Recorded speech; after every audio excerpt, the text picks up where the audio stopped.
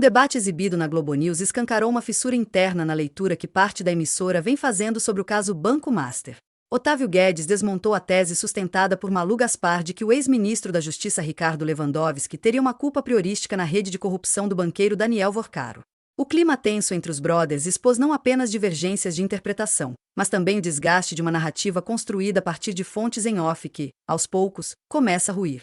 Ao tratar especificamente de Lewandowski, Guedes destacou um ponto objetivo que desmonta a acusação de interferência. Foi durante a gestão do ex-ministro no Ministério da Justiça que a Polícia Federal prendeu Vorcaro, apreendeu seu celular e avançou na investigação. Não há, segundo ele, qualquer indício de que Lewandowski tenha atuado para frear ou desviar o trabalho da PF. O caso, na avaliação de Guedes, reacende debates éticos legítimos e impessoais, como a quarentena de ex-ministros do STF, os limites da advocacia após a saída do cargo e o risco de tráfico de influência, mas não autoriza a personalização da culpa. Visivelmente contrariada, Malu insistiu na ideia de conflito de interesses, citando o fato de o filho de Lewandowski ter estado na folha de pagamento do grupo e lembrando outros vínculos que orbitam o caso, como contratos envolvendo familiares de ministros do Supremo e empresários com interesses em tribunais superiores. Para ela, ainda que não haja prova de interferência direta, permanece uma sombra de dúvida que acabaria atingindo não só o STF, mas também o governo Lula. Na sua leitura, quanto mais se investiga, mais tentáculos da atuação de Vorcaro aparecem no executivo e no judiciário. Ou seja, um pastel de vento. Assista a cena.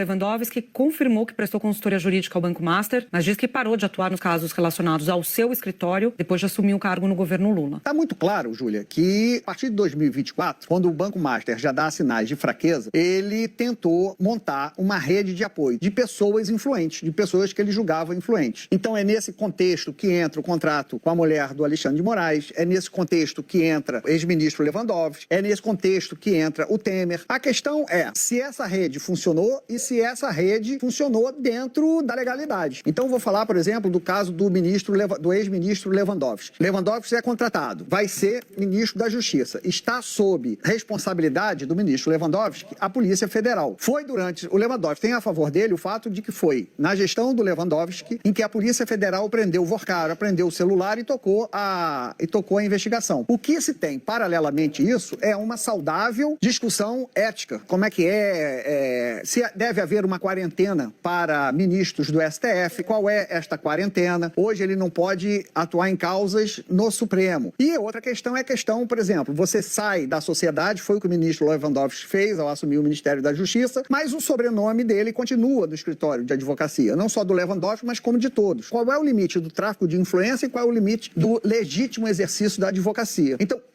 esse caso Master suscita essas discussões éticas, que não é especificamente sobre ele, é sobre todos. No caso específico do Lewandowski, até que se tenha fatos em contrário, ele não interferiu na ação da Polícia Federal. Bom, mas aí você pode falar?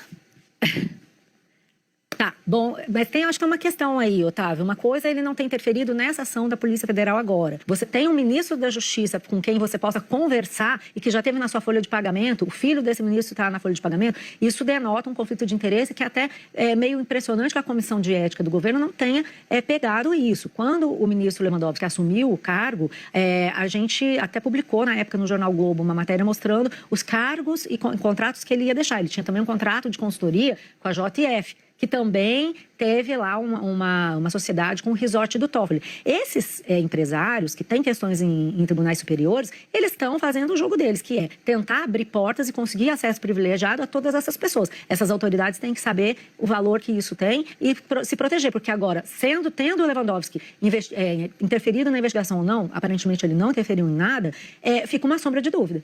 Né? O filho dele estava na folha de pagamento, assim como a mulher do ministro Alexandre de Moraes. Aí você tem o contrato do resort da família do Toffoli com o Vorcaro. São muitos tentáculos que agora colocam todos esses relacionamentos sob suspeita. Não teve nesse caso, pode ter tido lá atrás, a gente não sabe. Ele entrou no ministério, o contrato continuou valendo. Então, acho que é uma questão muito complicada que coloca não só o Supremo, mas agora também o governo Lula aí nessa confusão toda, né? A impressão que dá é que quanto mais a gente puxa, mais tentáculos do Vorcaro a gente acha, e aí ele não tinha preferência, ele tinha que estar em todos os lugares não inclui o executivo. Né?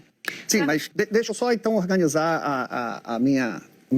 Como eu disse no primeiro comentário, O caso Lewandowski suscita discussões éticas impessoais, né? Tanto você quanto a Malu estão colocando questões que não dizem respeito apenas ao próprio Lewandowski. O ministro, quando sai do Supremo, ele deve aceitar ele pode aceitar consultoria, algum tipo de trabalho? Qual o tempo que deve ser de quarentena? E isso é uma discussão que deve ter, mas é impessoal, serve para o Lewandowski, serve para todo mundo. Quando alguém que vai assumir o Ministério da Justiça é advogado e tem no seu escritório ali processos, em tese todos os processos podem ser alvo de uma investigação da Polícia Federal, o que deve ser feito? Passar para o nome dos filhos. O Barroso, quando foi presidente, também, olha, eu tenho escritório de advocacia, estou saindo da sociedade, mas o escritório continua. Então, são questões impessoais. O que eu estou dizendo é o seguinte, que quando você leva isso para o campo pessoal do Lewandowski, ele tem um ponto a favor. Como ministro da Justiça, ele não interferiu, não há nenhum indício, nenhuma prova de que ele interferiu no processo, no caso Master. O Vorcaro foi preso durante a gestão dele, as provas foram colhidas durante a gestão dele e não há notícias de interferência. Então, nem todo mundo que está nessa teia de proteção é criminoso com o Vorcaro, é cúmplice do Vorcaro. Esse é meu ponto, para não sair jogando lama indiscriminadamente em todo mundo. Então, nesse caso do Lewandowski, eu estou avaliando da seguinte maneira: questões impessoais, questões éticas seríssimas, questão de filho,